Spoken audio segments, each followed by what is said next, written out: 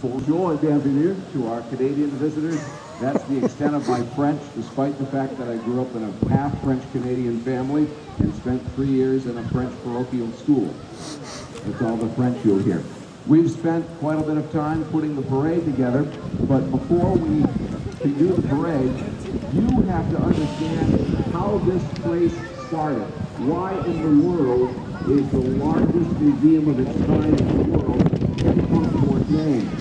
Well, in order to understand it, we need a trolley car. So let's wait for a trolley car. Anybody in the crowd today born in or now live in Biddeford, Saco, or Old Orchard Beach? Okay. We're going to take you back to 1939. At that time in the United States, a lot of trolley lines were disappearing. They were either being put out of business by the popularity of the automobile, or they were converting to buses. The trolley line in Biddeford was the Biddeford and Saco Railroad, and this was one of its trolleys, and I'll tell you more about it in a moment. This is a very popular line for trolley enthusiasts like us, for a lot of reasons, but one of the big reasons is the fact that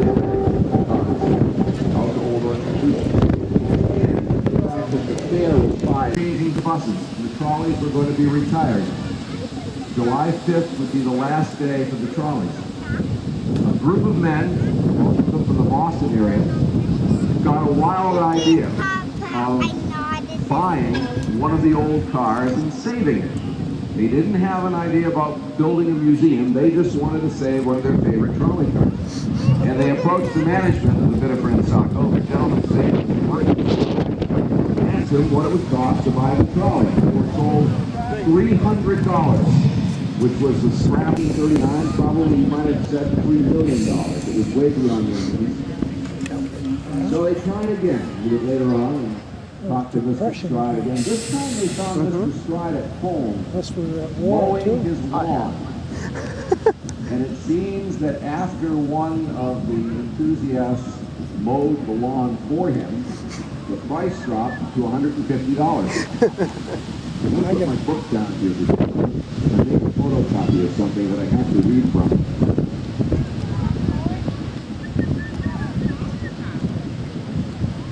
This says, receive of petty cash. Date, July 5, 1939. Amount, $108 for deposit on open car number 31. Charge to J.B. Stride, the Biddeford and Saco Railroad, for $42. The balance are 31. So by mid-July, these got land that they could rent. So they went to check it out.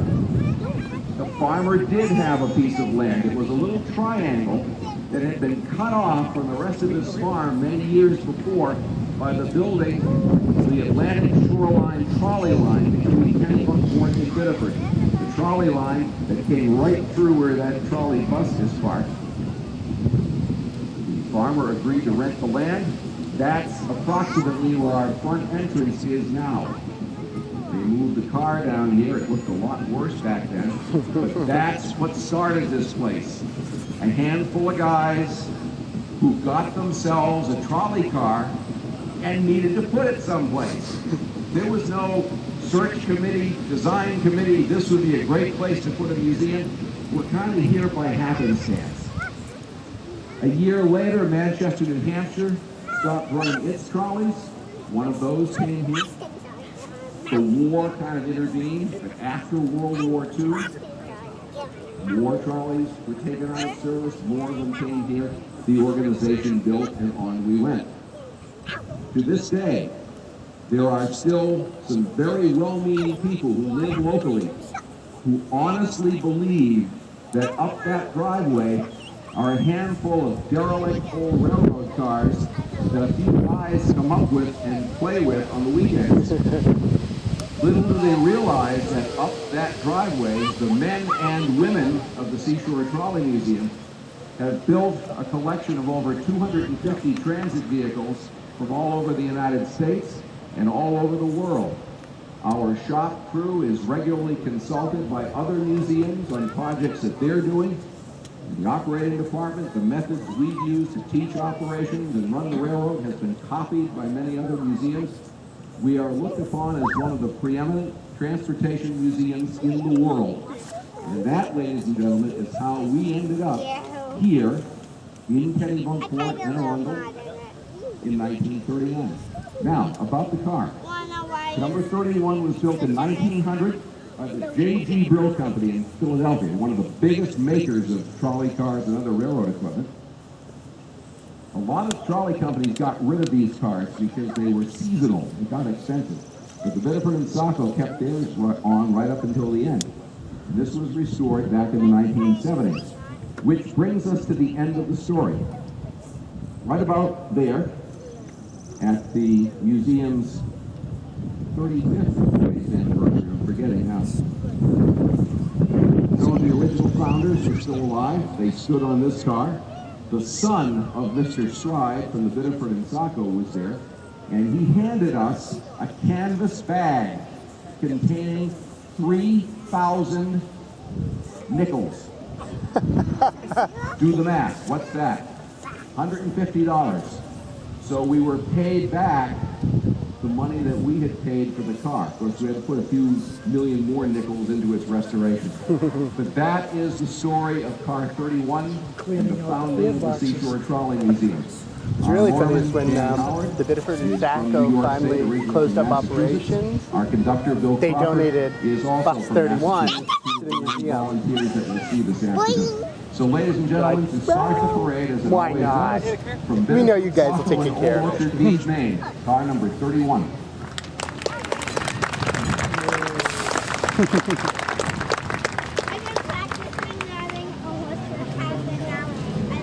They were known as breezes. They made their own breeze as they came along.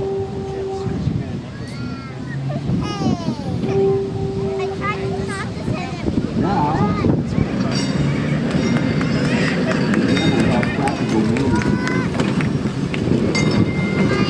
those of you that live in or in this part of Maine, you're looking at the reason why trolleys came to this part of the state originally.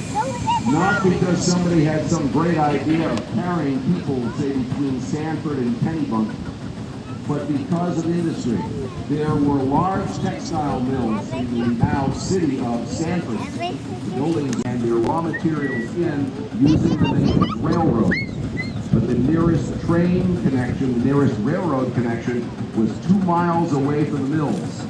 And the railroad would not build a spur to the mills.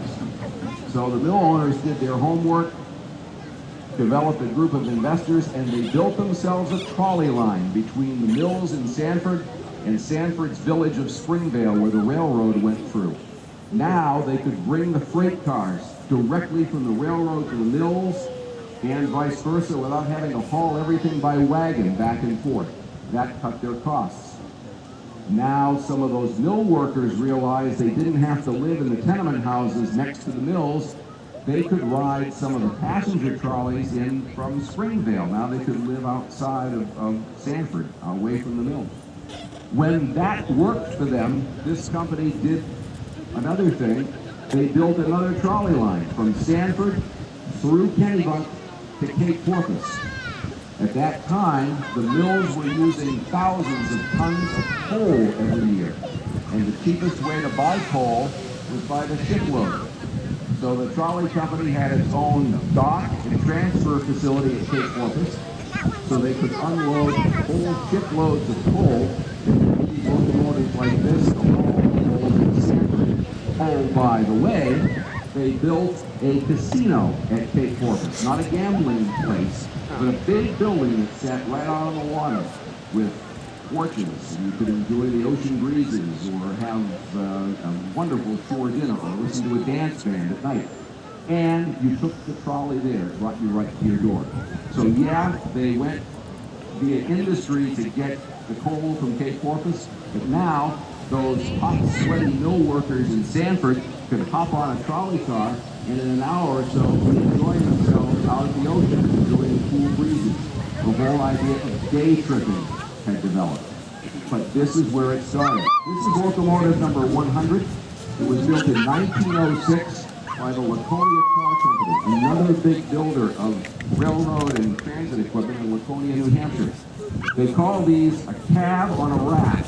And that's really all it is. It's a flat top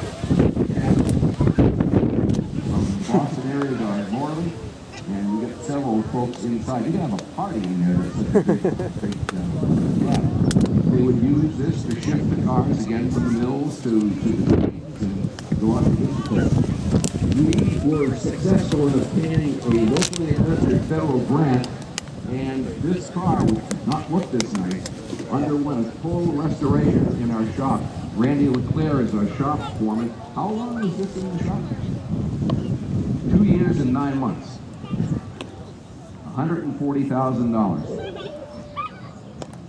8,000 man hours, all right. They also did a lot of detective work on the paint of the car. This is the only car in our collection I know that's chocolate brown. It looks like a rolling Hershey bar. But you see the way it would have looked when it was doing its work. And this survived until 1949 and is believed to have been the last, if not one of the last, trolleys to operate in the state of Maine. So ladies and gentlemen, from Sanford and its environs, locomotive number 100.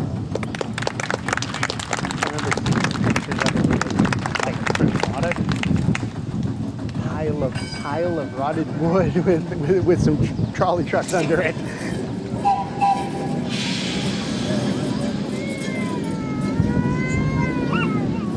By the way, the Atlantic Shoreline line came in about where you came in our front entrance today and went north to Biddeford, and that's what some of our track was built on. All right, we have trolleys that did more than just carry.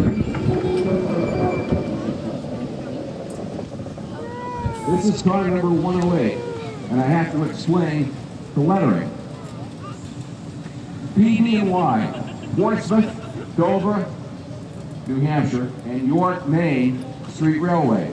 In reality, the trolleys never ran to Portsmouth. There were no bridges back then, so the trolley brought you to Kittery, and you took a ferry boat across the Piscataqua River to downtown Portsmouth, and you could take other trolleys from there. But this line serviced basically Dover, New Hampshire, over into southern Maine. And this was a railway post office car. This carried the mail between Kittery, up through York Beach, and all of the post offices in between. This was, in effect, a rolling post office. Okay? So if a car was in my town, and I had a postcard that I wanted to mail, I could hand it up to the mail clerk. He would stamp it, and whoever got it, whoever the recipient was, it would say RPO on the stamp, Railway Post Office. So this was really a rolling post office. In its later days, it was converted into a car to work on the overhead wire and finish out its days in Sanford along with locomotive number 100. We restored it back the way it looked when it was the railway post office car. This is the car that carried companies back in Buffalo. Oh yeah. Some of them west. They have to go to a station. Give me the arm out. Yep. Yep. Yeah, especially out west they had that. That was like the only mail service in town. Anybody from Boston or the immediate Boston area? Star 5821. Boston had a very complicated way of identifying their series of trolley cars. There were type 1s, type 2s, type 3s, type 4s. This is a type 5. There were 471 of these built. I'll tell you why. Oh, yeah. I'll do it. But this is a product of the 1920s, when all they were concerned about was getting people from one place to another. This has absolutely wonderful hickory upholstery. The inside walls of the car are the outside walls of the car. But they could pack a lot of people in. It wasn't comfortable, but they were reliable cars. That number, 471, remained constant for years. They didn't lose it. And these cars were in service right up until the late 1950s. Yep. We have two of them. This one is here. If you're ever Yeah, in the yeah, he's on the Boston cutout. Green Line subway, we're an industrial customer. So not only are we billed for the amount we use, we also are billed for the demand we make for power. Our use is monitored in 15-minute increments, and we get extra charges on our bill. So our power station is set up that if we have too much stuff going and it might accidentally jack up the power bill, circuit breaker trips on and we avoid that problem. So something happens and that caused the power station to trip out. Could be Now anything, watch really. what John's doing. He's putting cords on the wire. Bad wiring, even. These could be found all over the greater Boston area. Malden and Everett on the north side, in the city, a little bit on the south side. Yep. The cemetery used to, Mount Auburn used to be a big service. All right. Keep your hands up. They actually had a siding to pull the cars off of on Memorial Day. Here comes one of our more recent restoration projects. This is number 1160. This is 1906 vintage. And this car had 2 lives, both of which involved carrying people. Its first life, and that's the way it's set up now, carried people like you and me to work, to school, to wherever. But in its later years, it was used to haul workmen from job site to job site on the trolley line. They put tools and equipment on the inside. You can't see it, but this has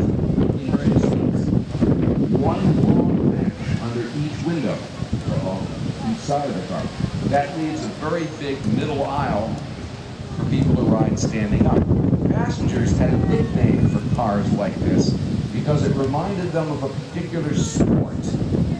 Big long aisle, what do you think the sport was? Bowling. We call them bowling alley cars.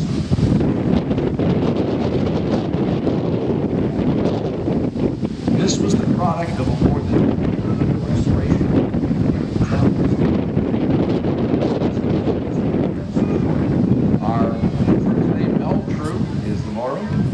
Cosgrove, who's one of my cohorts on the Saturday crew from Ashland, New Hampshire. Hey, ladies and gentlemen from New Haven, 1160.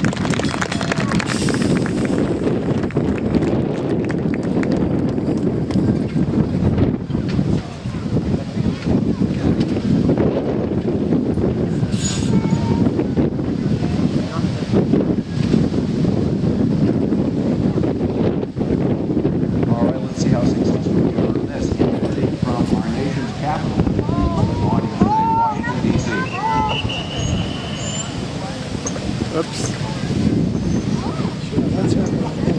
This is also a recent restoration project. And I'll explain. I know, right? This is car 13. What's known as the CC car. The President's Conference. That old adage about don't trust anything designed by a committee. This blows that right out of the water. These cars, this type of car, were designed from the late 1920s into the early 30s. They were built from the mid-30s to the early 1950s. They are still running every day in Boston, San Francisco, Philadelphia, and in some of the tourist and heritage lines as well. They were made well, and they kept going. Washington, D.C., unfortunately, did in their trolley system in 1962. This car then went from the capital D.C. ruined by to trolley wires, so to New York State. I think it was like 2-3 miles for like General Electric as a test vehicle, and then it came here. There's one poor guy who had to sit. Now we have to talk about the United States Congress. When Congress allowed trolleys to be put in the nation's capital, they made one stipulation. They didn't want the overhead wires. There shouldn't be wires hanging over the streets of Washington, D.C. How are you supposed to run the car with no wire? Well, this is how they did it. If you're coming in from the suburbs, they'd have the pole up like you see it. They'd get to a place along the way with a pit in between the tracks. You know, you go to Jiffy Lube and a guy gets down under your car to drain the oil. Well, they'd have a little pit. This thing's called a plow. This would attach to the back trunk of the car, and these two contact points would drop down into a slot in the middle of the street. Kind of looked like San Francisco cable cars have the slot in the street where the cable is. This slot had the electricity down in the street. And the plowman, as he was known, in that pit, would attach this to the car. They'd pull down the pole and they'd do the rest of their run into the heart of DC using the plow. When they came out, they'd reverse the process. The guy would go into the pit, take the plow off, they'd put the pole back up, and on they would go. Thank you. That's a heavy object. New York City had that too. They had the same thing. We don't want to see wires. The car, by the way, is from 1941. I didn't mention that.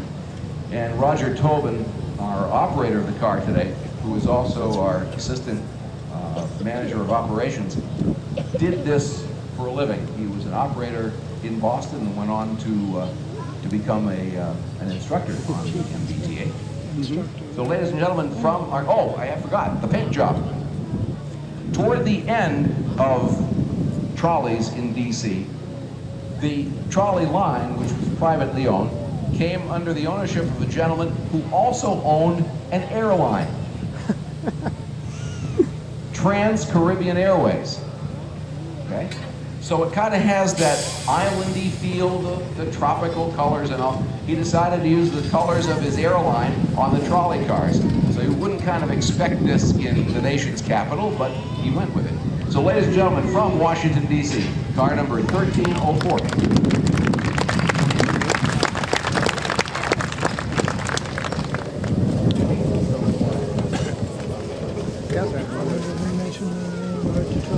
Yep. Caught the bug and just couldn't stay away. Anybody in the crowd from the Milwaukee area? How about Chicago? Okay. This will handle both of those things.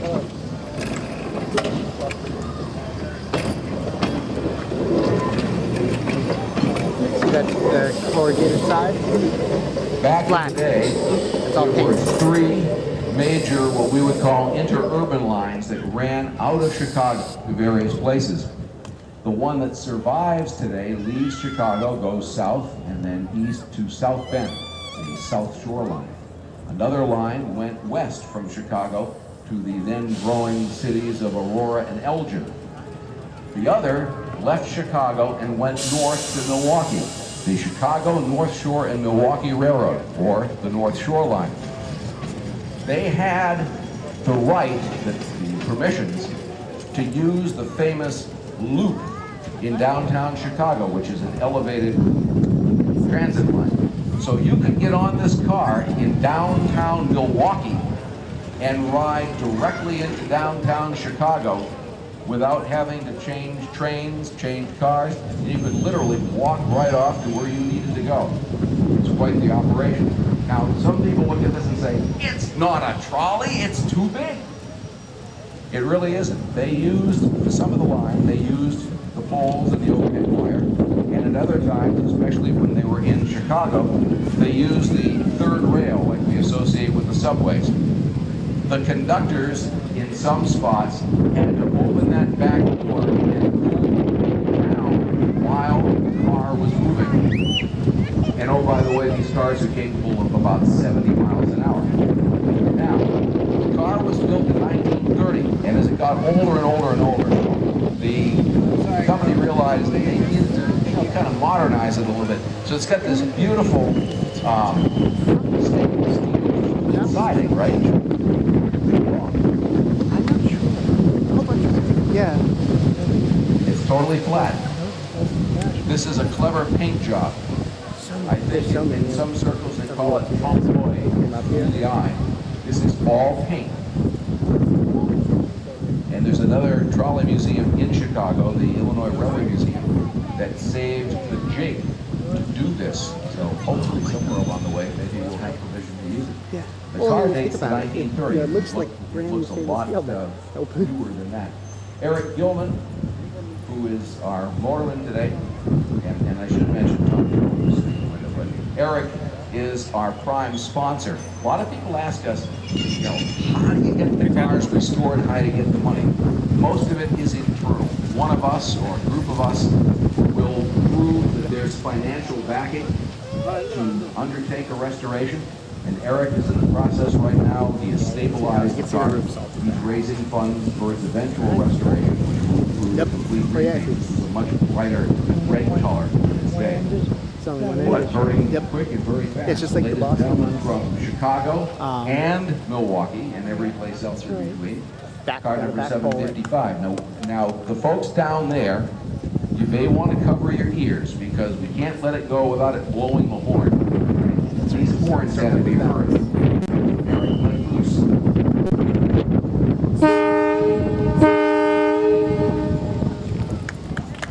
The people a couple miles down the road now wonder what's coming at them. Oh yeah, 70 miles an hour down in the middle of a prairie.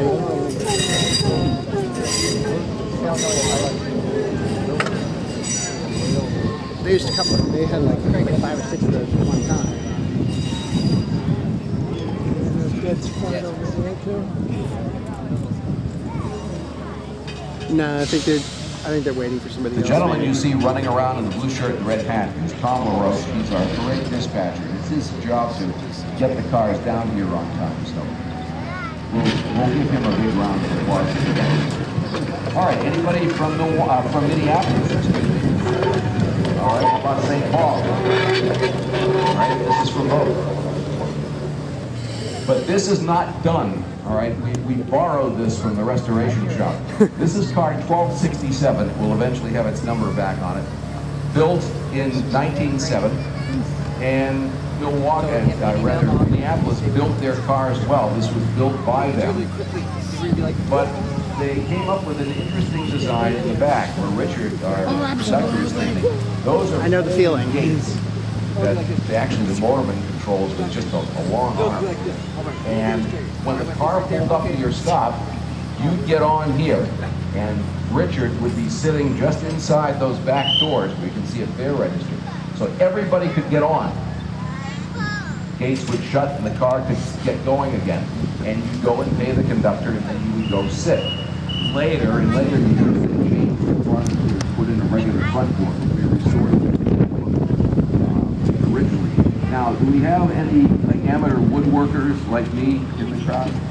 This car was fully restored in the 1990s. And all the paperwork on it said the matchboard siding, poplar. That's what we used. We put poplar on it. And the next thing we know, the matchboard's all rotting out.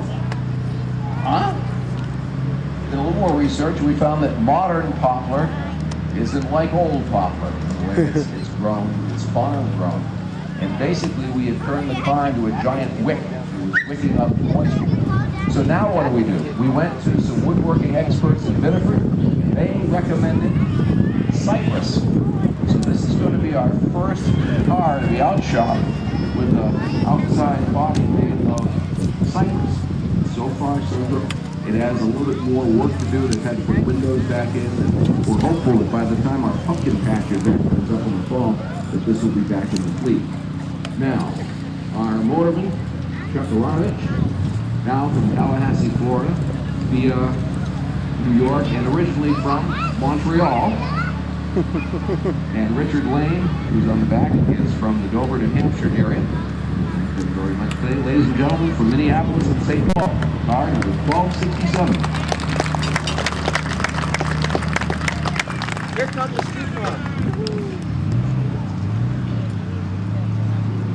I don't know why, but I love it, Jared. 755 draws a lot of power. If you were looking at the power station right now, you'd see the meters going. He's going uphill, so we have to kind of give him priority to go back up into the car mark.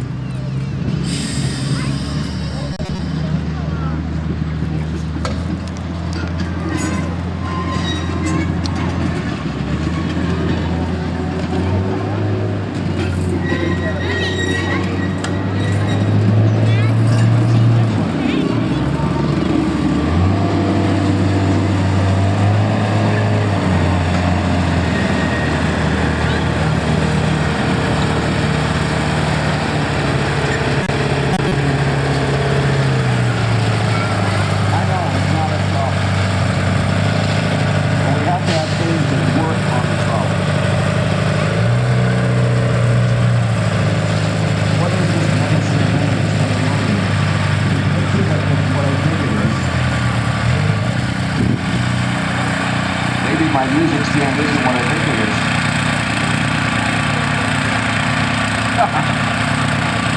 It's not metal, I mean, it's aluminum.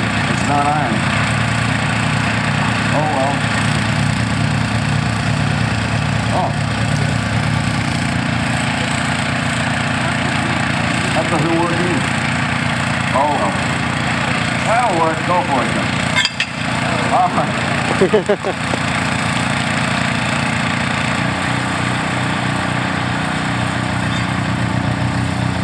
I'll tell you what it was when it gets out of the way because it's kind of noisy. The trolley. Looks like what he's doing right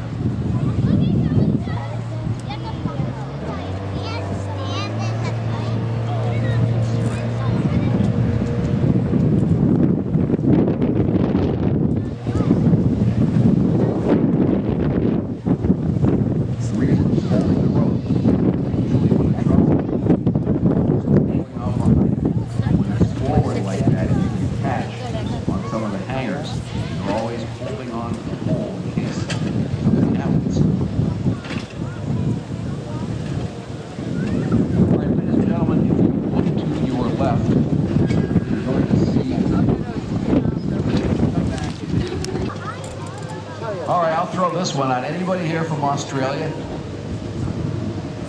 It's worth a shot.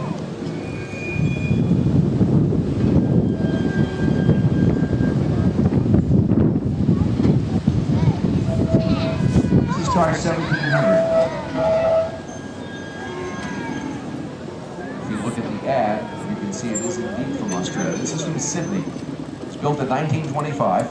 Interestingly enough, though, it has all United States-made control components to it. This and its sister cars were used on a very, very popular beach line, and they were made so they could couple together in trains of several cars. And they're unusual because instead of having just benches, they made little compartments. These doors, which are permanently wired open, have folded leather, an accordion-like arrangement. So if it was a cool day, the passengers could close the door. Not so the conductor. The conductor had to walk the running board from compartment to compartment to compartment to collect fares and stuff. Never mind what the weather was of the day. They're still not using, but there are trams like this still in Sydney. Jeff Bennett, our operator, has been down there. I have some very nice pictures courtesy of him. The car is not in service. Wick Coffin is our conductor.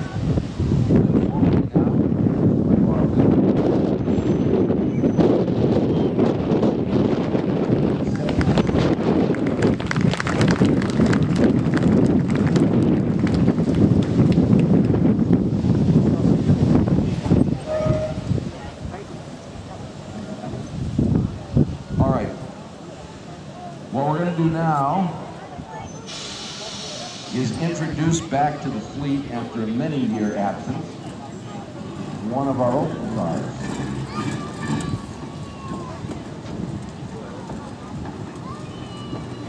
This is the first time this car has been out in several years. It just was released by the shop this morning.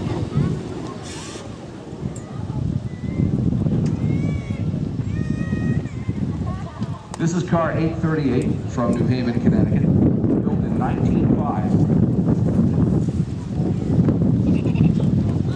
The roof is very typical of what railroad coaches would have been like in the day, so it's said to have a railroad roof.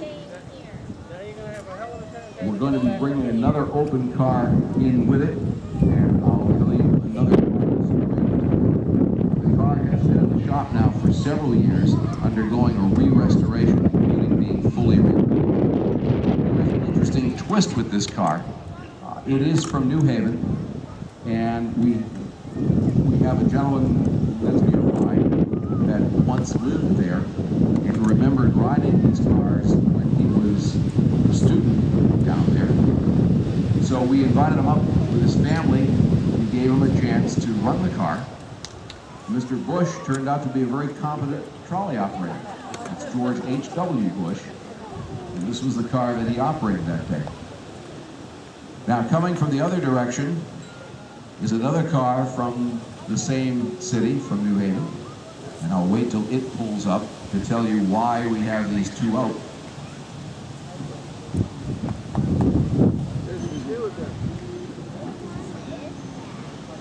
Appropriate your sign.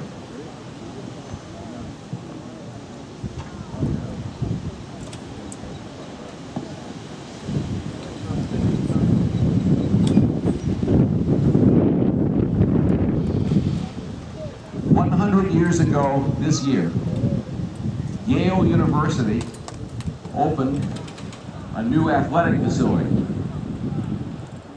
which would change transit in New Haven for many, many years. Yale Bowl opened in 1914, and college football became the thing. Saturdays were a busy day already in New Haven. People were using the trolleys to go to work. Remember, people worked 6 days back then, going to shopping, every place else. Now you had 50, 60, 70,000 extra people coming into New Haven to go to the football games, usually by train. They'd come into the train station. The trolley company was pretty taxed for equipment. They had these open cars. By then, by the fall of the year, they'd be in storage to be ready for the next summer. And I don't know who had the idea, but somebody realized that if people were coming to sit outdoors at a football game in the fall, they would be warmly dressed. So they brought out the open cars and used those to carry a lot of the football crowds. Nicknamed these the Yale Bowl Fleet. The cars can seat 75 people. We have pictures of as many as 150 people jammed on the seats, stacked on the running boards, even a few idiots riding up on the roof of the car.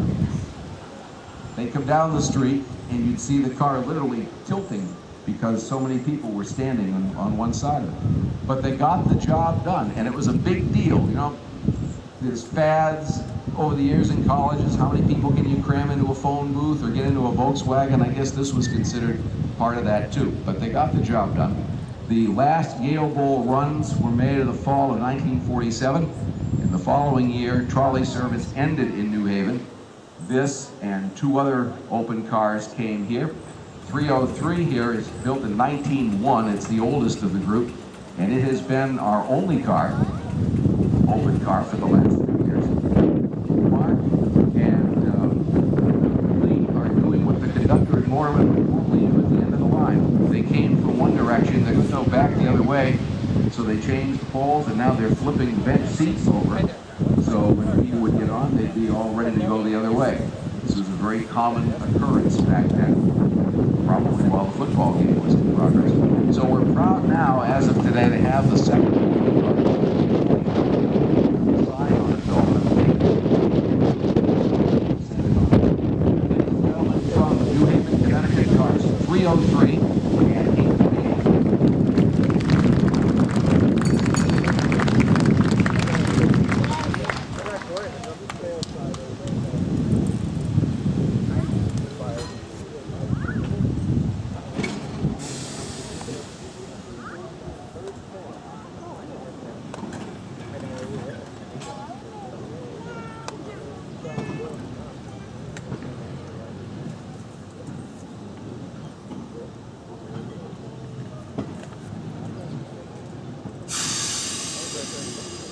Incidentally, at the end of the parade, these two opens will be available for rides.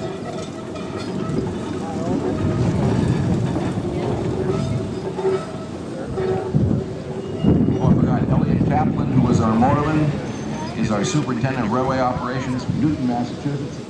And Keith, our conductor, is one of our new students, and he is from Jefferson, Maine, which is up in the We're going to go back to Boston now. This is car number 396, built in 1900. It's typical of a passenger car of that time. These would have operated on the streets of Boston, and it was a passenger car for a number of years, but was later converted to a work car, and that's how it came here. And not much happened to it until 1963, when Otto Preminger, the film director, came calling. He was going to shoot a movie in the greater Boston area called The Cardinal. Perhaps you've seen it. And there was a scene in the movie that required a trolley car. So there were negotiations with us and his production company, Gamma Productions. Rented this car, if you will, from us for $1. Yes, I said $1. And this was trucked down to the shops of the MTA in Boston, and in about 8 days, the car was completely restored as a passenger car. The movie scenes were shot on a Sunday afternoon in Belmont, Massachusetts, and then the car was returned to us. It's only in the movie for a few moments. There's some outside scenes, and there are some scenes that were shot inside the car. But it's a movie star car. It was used again in the 1970s by the Children's Television Workshop for a program they did at the time. It's been back in our shop recently, and among the things we restored were the sides. Four-sided sides. The motorman would use a little wooden pole to turn it to whatever the correct destinations were. And I don't want to step on our parade dispatcher's good nature here, but I'm going to have Glenn move the car just a smudge to show something. Glenn, will you move and watch Glenn's right hand?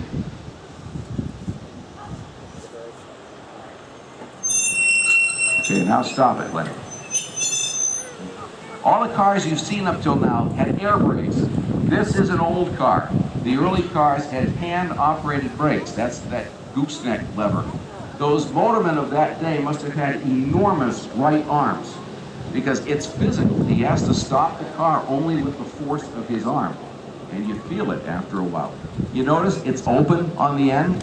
The poor motorman was outside. Didn't matter what time of year or what the weather conditions were. It was only after some motorman died that the Commonwealth of Massachusetts passed laws that forced the trolley lines to close in the vestibule so the motorman had protection.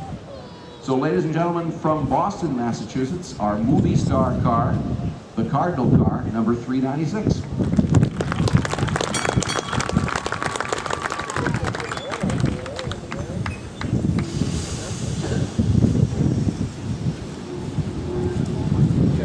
All right, we'll try again. Anybody in the audience from the Cleveland area today?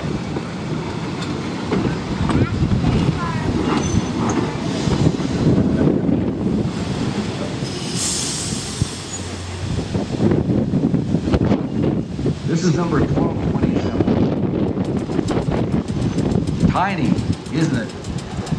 At 51 feet long, this is the longest streetcar in our collection.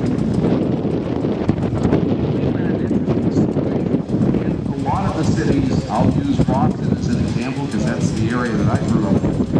If you took the trolley from the suburb, you transferred to something bigger, like the subway or the elevated cars, and then the trolley would turn back the way it came. That wasn't the case for the longest while. Trolleys had to run directly from the suburbs right into the core of the city. So they had to build the cars to handle those crowds. This car was built 100 years ago, and it's big now, but at rush hour, they had a fleet of what were known as trailer cars. They looked almost like this and were almost as big, that would be coupled on and pulled along by the powered car up front. So imagine that size train of cars coming down the street. Now, you see, each door has a marked entrance and exit. Cliff, who's the conductor, would sit on this very uncomfortable little wooden stool that's right in the middle of the doorway. The conductor didn't rate any creature comforts for people. And he'd collect your fare as you went in or as you left. That was his position. Cliff Sargent, our conductor, is from the greater Boston area. Peter Hammond from Norway, Maine, and now retired as both a bus driver and school teacher in that particular order. Now, this car has not been put into our fleet yet. They're finishing up on the restoration. What you can't see on the other side is the smokestack. The car had a coal-fired heater on the inside. inside of it. They just put the smokestack on, and we're hopeful that later this year the car will be finally dedicated and then released to our fleet. It will go on.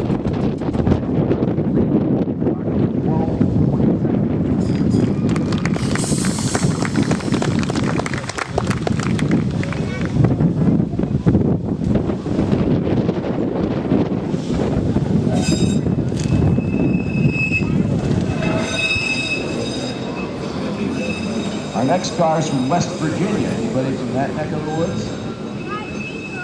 Okay.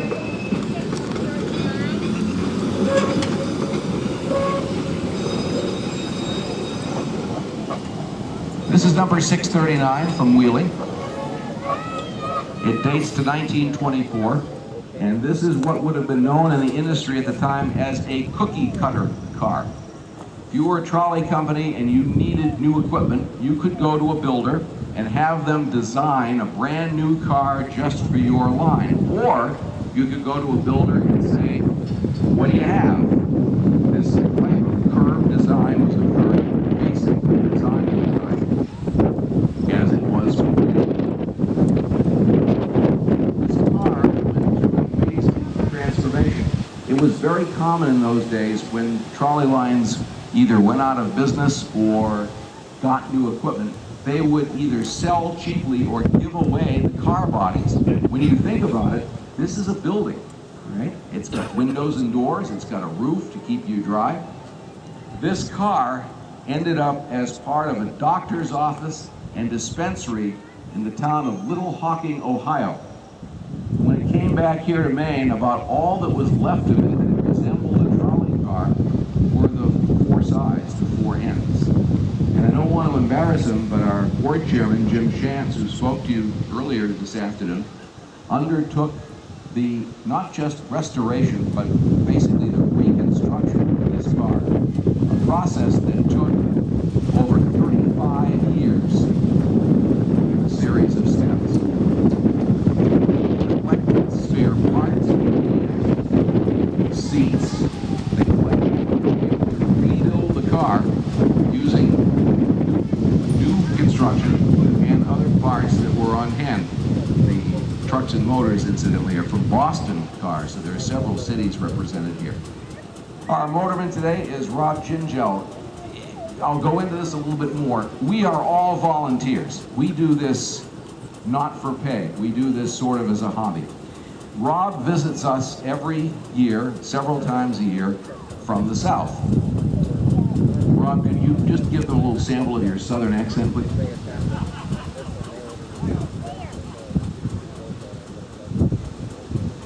My southern accent actually, I can advertise Geico Insurance on the side. Rob is originally from England, but now living in Georgia and North Carolina, so we kid him about his unusual accent. And his conductor is David Gohegan, another member of our team. So ladies and gentlemen, from Wheeling, West Virginia, via Little Hocking, Ohio, and Kennebunkport, Maine, number 639. Incidentally, have you noticed kind of a common theme in the color?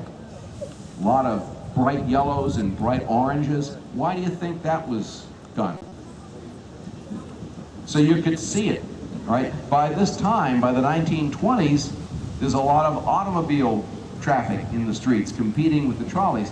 And if somebody ever said, I never saw that bright orange thing coming at me, you know, the officer wouldn't pay attention. So that's the reason why you see a lot of the cars from this period are painted in very, very bright colors, at least a part of them.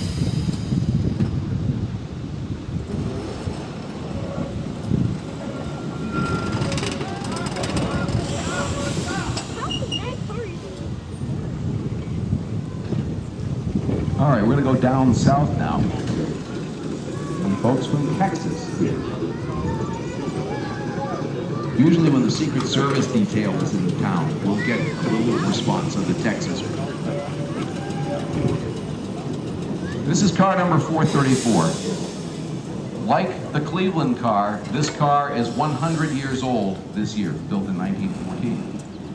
There were a number of transit lines in the United States that were owned by Stone and Webster. Today we recognize that name as a very well-known engineering firm, but they also owned some transit lines. And this was designed with the idea of being cheap to build, easy to run, comfortable, somewhat comfortable.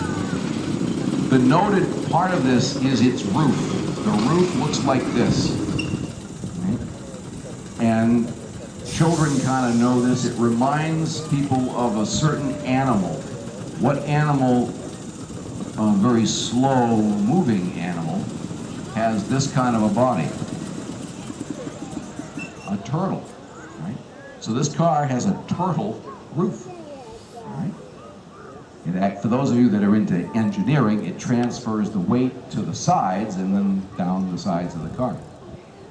We have volunteers at Seashore. You can't see inside number 434 right now, but if you could, above every seat, there's a little metal bracket that looks like something should go in there. And indeed, in the day, something did go in one of those brackets. Yeah, these cars are segregated. Chicago had a huge transit system.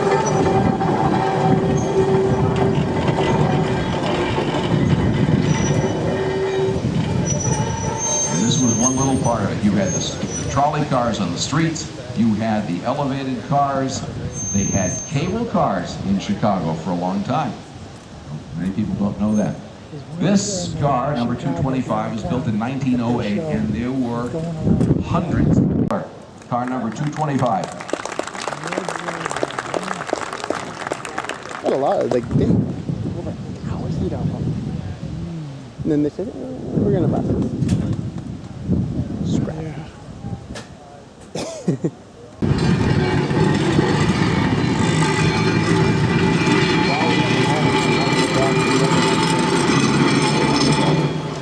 Everybody that you see.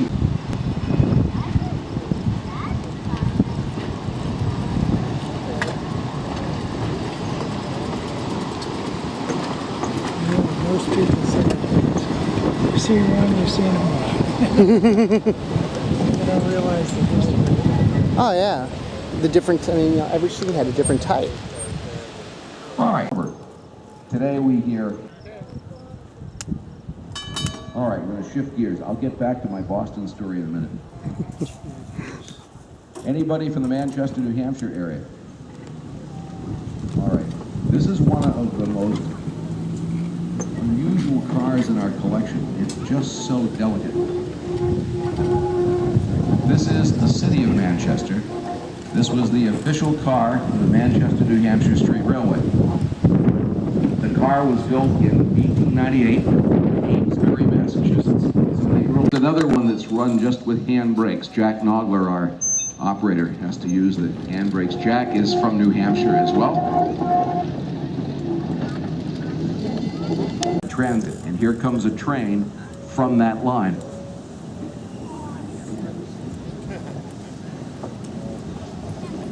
Still got the old blue on it. These particular cars, they because the Orange Line cars are from the same era and they're really hurting. The fact that they looked at the tunnel fixing was them. built.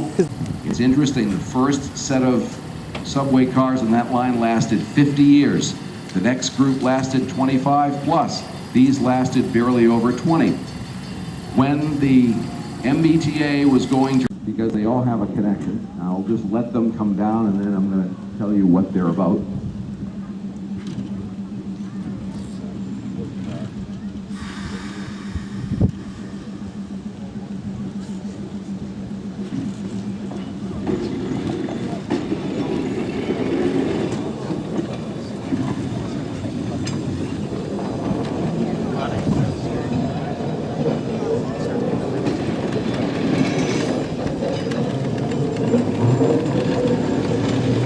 Probably remember seeing those at Riverside, sitting in the back, hiding from the public.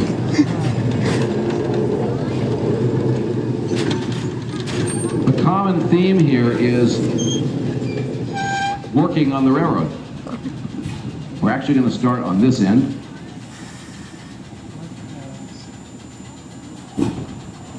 The car that's pulling up, locomotive number 300, is about 20 years newer than the locomotive 100 you saw earlier in the parade, but the idea is the same. The motorman today is a very active volunteer, again talking the media connection. He is the retired chief cinematographer for WBZ TV Channel 4 in Boston.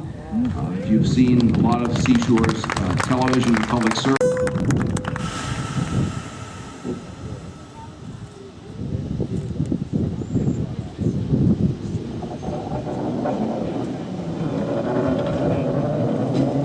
I've been told by Tom, someone has reported having lost a set of keys. So if everybody in your travels this afternoon can kind of look around, if you find them, just drop them in to the folks at the store, and that's our de facto. Yes, Tom, we know you're. Yep. How I drove. Okay.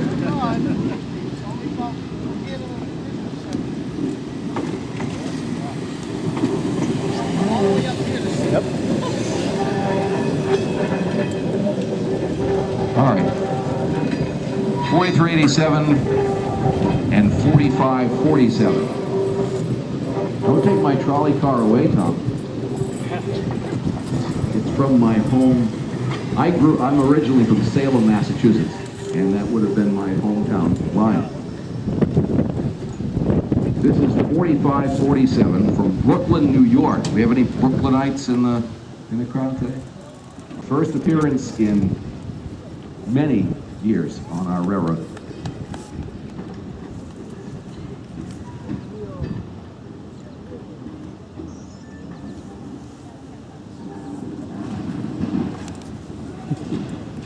And car 2 has had a whoops.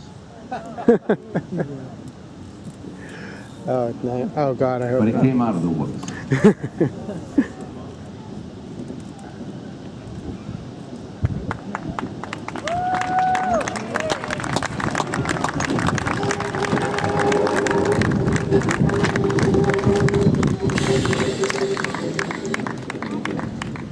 Montreal had 4.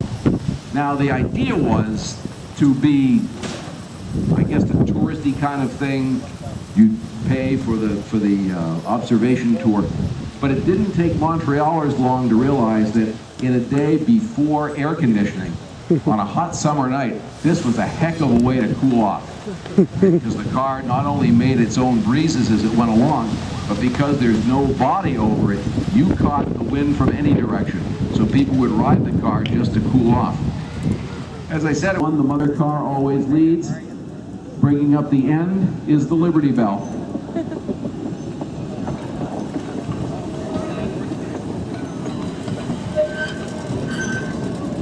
This is car 1030 of the Lehigh Valley Transit Company.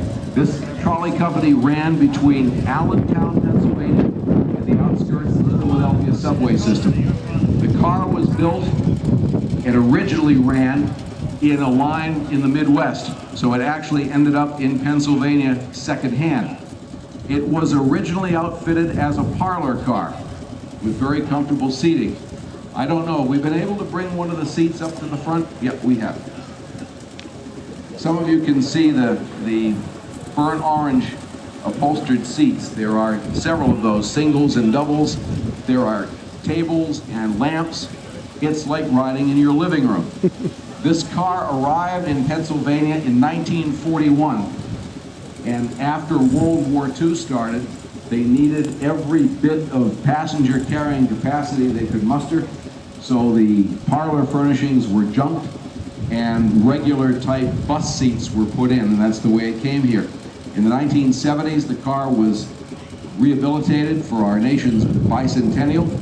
The parlor furniture was duplicated, or the old pieces reupholstered, and we see the car as it would have looked in Pennsylvania in the early 40s.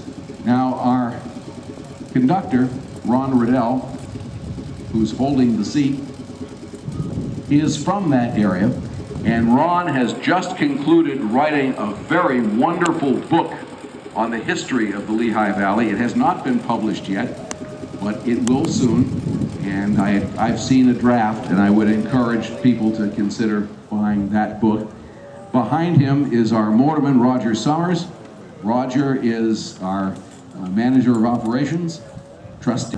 This guy is worse. So the people, I'm not kidding now, the people who are directly in front of the car, you may want to cover your ears, but we can't let this car go without hearing the horn.